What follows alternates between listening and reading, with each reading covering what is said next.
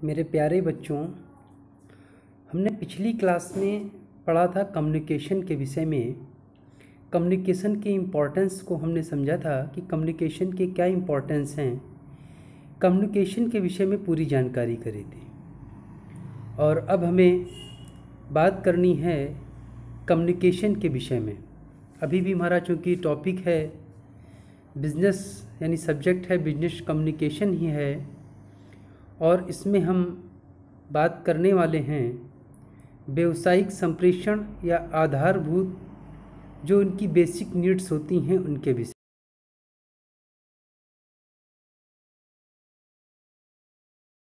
में। बच्चों, जो हमारा टॉपिक का जो पार्ट है, वैसे भी हम लोग जानते हैं कम्युनिकेशन के बारे में कि कम्युनिकेशन जो है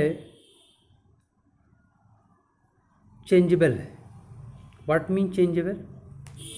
चेंजेबल का मतलब होता है कम्युनिकेशन समय समय पर परिवर्तनशील रहता है, बदलता रहता है, चेंज होता रहता है। कैसे चेंज होता है? परिवर्तनशील होना और चेंज होना दोनों ही ज़रूरी है। मैंने बताया था पिछली क्लास में कि जब से मनुष्य का जन्म हुआ और जन्म से लेकर, या कह सकते हैं पूरा पाषाण काल, मध्य पाषाण काल और आज की डेट में कंपेयर करेंगे तो हम ये पाएंगे communication skills will be change. Time to time change होता गया। मैंने कल एक एग्जांपल दिया था कि कम्युनिकेशन यूज़ करेंगे आप फर्स्ट सबसे रिटन, ओरल, ये कम्युनिकेशन के मैंने प्रकार बताए थे। और मैंने बताया था कि पहले हम रिसीवर फ़ोन यूज़ करते थे, बाद मोबाइल यूज़ करने लगे, तो मीडियम भी चेंज होता है, कम्युनिकेशन स्किल्स भी चेंज होते हैं। फिलहाल अभी मैं बेसिक फ्रंट्स की बात करूंगा। तो जैसे सपोज दैट हमारा सब्जेक्ट है बिजनेस कम्युनिकेशन, तो हम लोग बिजनेस के बारे में पढ़ेंगे, बिजनेस में कम्युनिकेशन के रोल के बारे में पढ़ेंगे। ये सारे हमारे मेन पॉइंट होंगे। तो मैं बात कर रहा हूँ बिजनेस में कम्युनिकेशन के पार्ट्स के विषय में। व्यक्ति का बिजनेस छोटा है तो कम्युनिकेशन करने का तरीका अलग होगा। व्यक्ति का बिजनेस थोड़ा और ब्रॉड हुआ, उसका कम्युनिकेशन करने का स्किल थोड़ा और चेंज हुआ। इसी तरीके से फिर उसका कम्युनिकेशन चेंज हुआ, यानी बिजनेस और ब्रॉड हुआ, उसके कम्युनिकेशन के तरीके करने में और चेंज आ गया। यानी कह सकते हैं कि बिजनेस कम्युनिकेशन के माध्यम से विचारों का आदान प्रदान होता है। व्यवसायियों के व्यापार में इम्प्रूव करने में बहुत ही बेनिफिशियल है।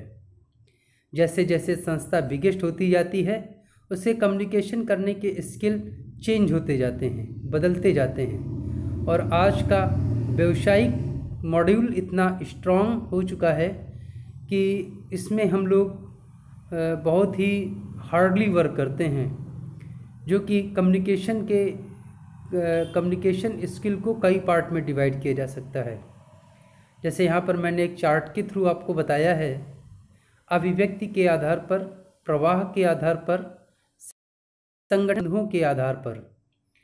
अब हम बात करेंगे अभिव्यक्ति on the basis of expression, यानी कि भाषिक और भाष्येतर, वर्बल एंड नॉन वर्बल, यानी कि वर्बल नॉन वर्बल, यानी किसी भाषा से संबंधित होगा भाषिक, इसे हम लोग वर्बल कम्युनिकेशन कहते हैं। भाषा के माध्यम से जो, अब ऐसे उर्दू, हिंदी, इंग्लिश, ये लैंग्वेजेस हैं वर्बल, नॉर्मली जो कह देते हैं वर्बल की सीरीज में आ जाता है।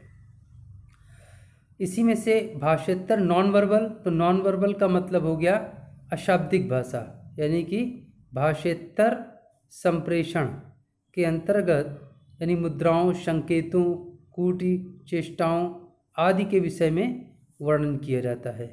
ध्वनि से संकेत करके या अन्य किसी तरीके से, यानी कि इसके अंतर्गत देखिए तो बॉडी लैंग्वेज, पारा लैंग्वेज, यानी जो भी आपकी भाषा प्रतिरूप है, और इसी में सिग्नल लैंग्वेज, यानी जो भी सिग्नेचर वगैरह है, ये सारा कुछ आ जाता है। अगला हमारा दूसरा टॉपिक आता है प्रवाह के आधार पर, on the basis of flow, on the basis of flow. तो हम लोग बात करेंगे प्रवाह के आधार पर, प्रवाह के आधार पर फ्लो। इसको हम लोग 3 पार्ट में बांटते हैं। पहला है ऊर्ध्वाधर वर्टिकल, और दूसरा है आरेखी आरेखी आरेखी, और तीसरा है क्षैतिज यानी हॉरिजॉन्टल। यानी कि इस तरीके से 3 पार्ट हमारे सामने आ गए हैं। अब हम क्या देखना है, हमारा तीसरा पार्ट है संगठन के आधार पर। तो ऊर्ध्वाधर का मतलब होता है जब किसी संस्था में या ऑर्गेनाइजेशन में, जैसे मैंने बताया था मैनेजिंग डायरेक्टर के बाद में फिर उसका ऑफिस स्टाफ के बाद में प्यून स्टाफ। तो प्यून स्टाफ से स्टार्ट करें और वर्बली यानी ऊपर मैनेजिंग डायरेक्टर तक सारा पॉइंट चला जाए तो ये हमारा वर्टिकल कहलाता है। और आरेखी के अंतर्गत हम लोग उसे लाते हैं क्षैतिज प्रवाह। आरेखी को हम लोग क्षैतिज प्रवाह बोलते हैं। क्षैतिज प्रवाह के आधार पर जो संप्रेषण किए जाते हैं वो इसके अंतर्गत आ जाते हैं। मतलब इसका हम ये कह सकते हैं किसी भी संगठन के उद्देश्य को प्राप्त करने के अतिरिक्त संप्रेषण में सहकारिता को बढ़ावा मिलता है, इसीलिए हम लोग आरेखिक संप्रेषण का प्रयोग करते हैं। अगला हमारा आता है क्षैतिज हॉरिजॉन्टल। अब क्षैतिज में क्या होता है, इसमें शारीरिक सामूहिक मतलब जैसे ऑफिस टू ऑफिस, यानी दूसरे शब्दों में ये कहें कि क्लर्क स्टाफ या अधिकारी से केवल ऑफिस स्टाफ तक ही इंफॉर्मेशन दी जाती है। ये हॉरिजॉन्टल या क्षैतिज होता है। इससे क्या होता है, कार्य के इम्प्रूवमेंट होता रहता है। ऐसे उदाहरण के लिए हम लोग कह सकते हैं कि किसी भी संगठन में उत्पादन प्रबंधक जो होता है प्रोडक्शन करता है, और जो सेल्समैन होते हैं जो वस्तुओं को बेचते हैं, इनमें यदि कोई भी इंफॉर्मेशन देनी होती है तो ये लोग आपस में उसे एडजस्ट कर लेते हैं। तो इस तरीके से जो भी कम्युनिकेशन किया जाएगा वो यहाँ पर हॉरिजॉन्टल कहलाएगा। अगला है संगठन के माध्यम के आधार पर इसे 2 भागों में डिवाइड कर दिया जाता है। एक आपका कहलाता है फॉर्मल कम्युनिकेशन और दूसरा आपका कहलाता है non formal communication. Formal communication and non formal communication. तो फॉर्मल कम्युनिकेशन के अंतर्गत हम लोग बोलते हैं औपचारिक संगठन। क्या बोलते हैं? औपचारिक संगठन।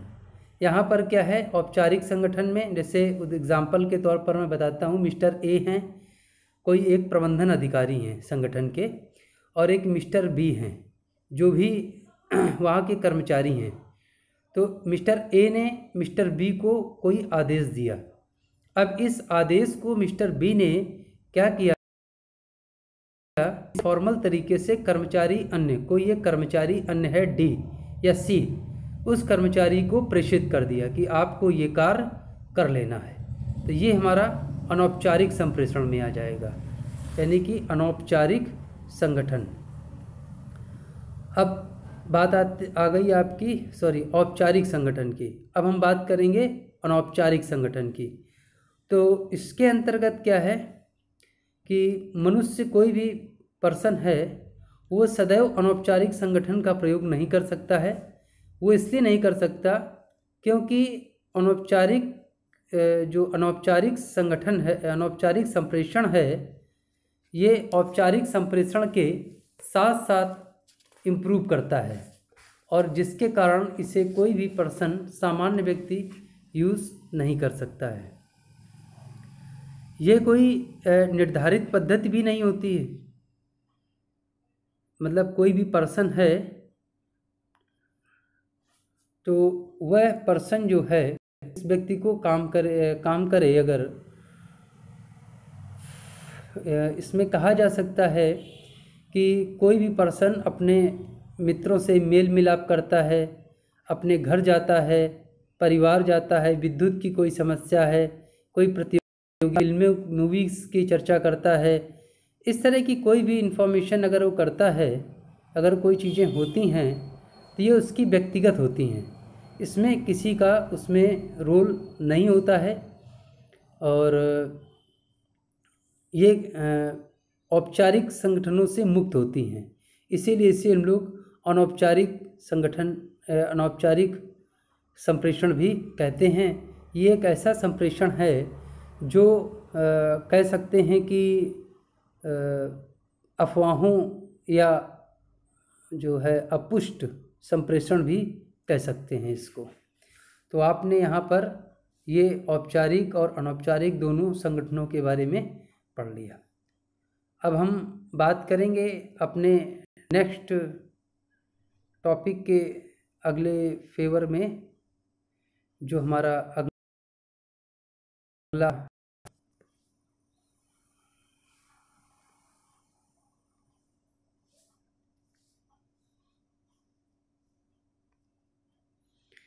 First point, selection of suitable media of communication, यानी कि मीडिया ऑफ कम्युनिकेशन के विषय में हम बात करेंगे।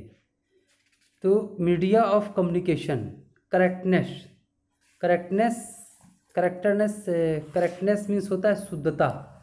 शुद्धता का मतलब है संप्रेषण में शुद्धता का आना, यानी कि दूसरे शब्दों में ये कह सकते हैं संदेश के प्रेषण के लिए ऐसे साधन या माध्यम का चुनाव करना चाहिए जिससे संदेश में शुद्धता बनी रहे, क्लियरनेस बना रहे, साफ सुथरा बना रहे। ऐसी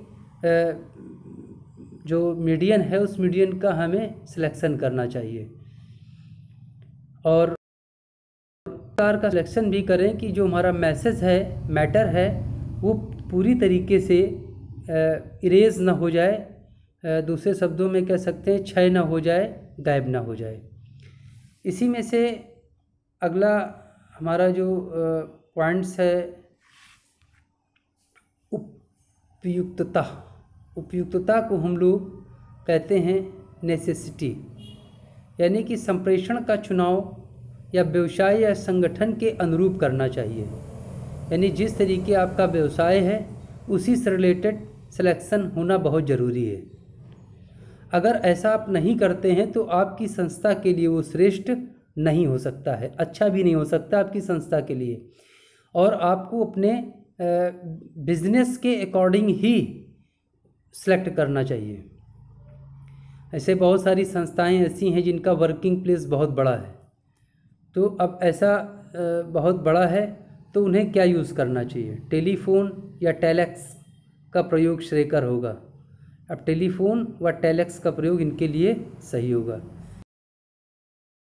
जबकि इसका कार्यक्षेत्र के लिए बहुत ही सीमित है, तो वहाँ पर नॉर्मली फ़ोन से ही हम लोग वर्क कर सकते हैं। तो इस तरीके से हमें सिलेक्शन करना पड़ेगा।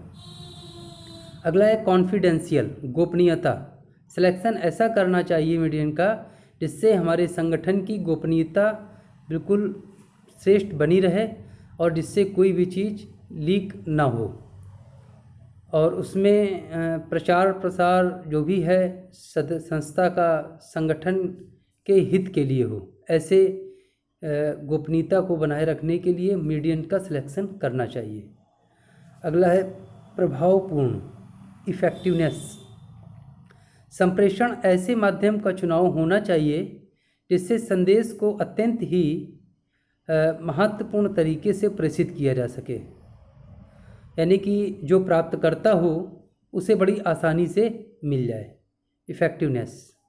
अनुकूल गति, फेरेबल स्पीड, यानी कि फेरेबल स्पीड का मतलब होता है संप्रेषण का माध्यम ऐसा होना चाहिए जिसमें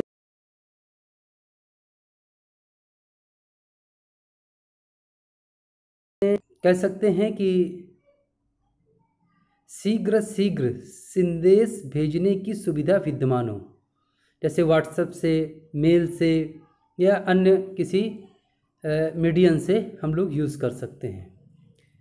अगला है सुविधाजनक, कंफर्टेबल। वही मैंने अभी बताया कि कंफर्टेबल होना चाहिए, जिससे भेजने में सुविधा हो, जिससे भेजने में हमें किसी प्रकार की दिक्कत का सामना न करना पड़े। अगला है फेरेबल कॉस्ट, ज़्यादा उपयोग महंगा भी ना हो जो हमारे लिए दुखदाई हो जाए, हमारी बजट के अकॉर्डिंग मैच करना चाहिए, जिसे हम लोग फेरेबल बोलते हैं, और हमारी संगठन के कम खर्च पर अधिक से अधिक उसका हम लाभ कर सकें, ये हमारा फेरेबल कहलाएगा। अगला है रिटर्न। रिटर्न का मतलब होता है संगठन के विभिन्न कार्यकलापों या विभागों में प्रेषित संदेश जो भी है वो लिखित हो, प्रमाणिक तौर पर रिटर्न हो, जिससे क्या होगा कि उसमें रिटर्न आएगा, सारा कुछ लिखित होगा और उसमें किसी प्रकार की कोई मिस्टेक होने की संभावना नहीं रहेगी।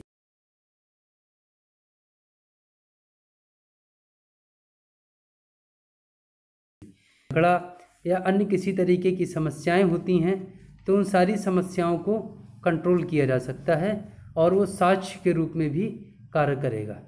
तो इस तरीके से ये हमारे मेन पॉइंट्स कंप्लीट हुए हैं।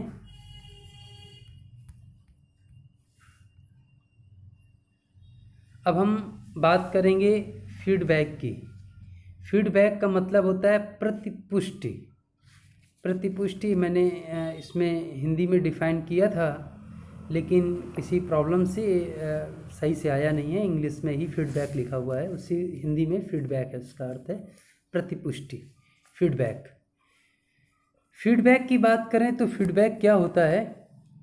प्रतिपुष्टि जो एक ऐसी प्रक्रिया होती है, प्रतिपुष्टि में जो भी फीडबैक होता है वो मैसेज होता है, सेंडर होता है, इनकोडिंग होती है, चैनल होता है, रिसीवरिंग होता है और डिकोडिंग होती है, फिर मैसेज आ जाता है। As a same process will be recovery, यानी सेंडिंग तक encoding, channel, recovering and decoding and feedbacking, this is ये प्रोसेस टू बी कंटिन्यू चलता रहता है, इसीलिए इसे में प्रतिपुष्टि कहते हैं, यानी कोई भी मैसेज सेंड किया उससे रिटर्निंग होकर आता है। कह सकते हैं feedback is a process in which language makes sense of information about their performance and use to enhance the quality their work of learning states. Feedback एक ऐसी प्रक्रिया है जिसमें शिक्षार्थी अपने प्रदर्शन के बारे में जानकारी प्राप्त करते हैं और इसका उपयोग अपने कार्य या सीखने की रणनीतियों की गुणवत्ता बनाए रखने के लिए करते हैं। ये हमारा फीडबैक का पार्ट हुआ, जिसे आप आसानी से देखें, ध्यान दें। और ये फीडबैक जो है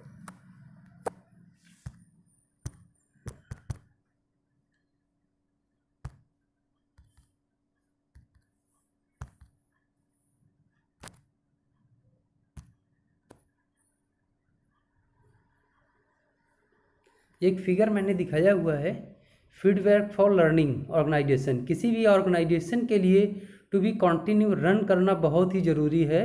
अगर वो जो ऑर्गेनाइजेशंस है, अगर वो लर्निंग अच्छे से नहीं करेगी, रोलिंग नहीं करेगी, तो इसका इम्प्रूवमेंट होना श्योरली सही नहीं है। तो उसे इम्प्रूव करते रहना चाहिए, टू बी कंटिन्यू। भले ही कोई उसे गुड रिस्पांस मिले या बैड रिस्पांस मिले, लेकिन फेरेबल एंड अनफेरेबल दोनों को गेन करते हुए will be improve, continue improve करते रहना चाहिए। और अपने एम्प्लॉय से फीडबैक कंटिन्यू लेते रहना चाहिए, यानी कि किसी वर्किंग को देने के बाद में उसमें क्या हुआ, उस प्रोसेस को जानने की जानकारी को भी कंटिन्यू करते रहेंगे। How to improve feedback, feedback को कैसे इम्प्रूव किया जाए, फीडबैक को इम्प्रूव करने के क्या तरीके हैं, तो इसके लिए मैं आपको बता रहा हूँ फीडबैक अपना आप कैसे इम्प्रूव कर सकते हैं। तो फर्स्ट पॉइंट जो फीडबैक को इम्प्रूव करता है उसके लिए होती है हेल्प।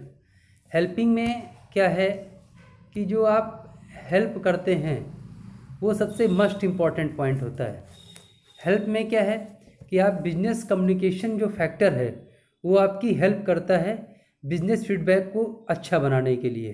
तो communication is better for feedback maintain करने के लिए। अगला पॉइंट है कंट्रोल, यानी कि आप जो भी कम्युनिकेशन को यूज़ कर रहे हैं उस कम्युनिकेशन को अच्छी तरीके से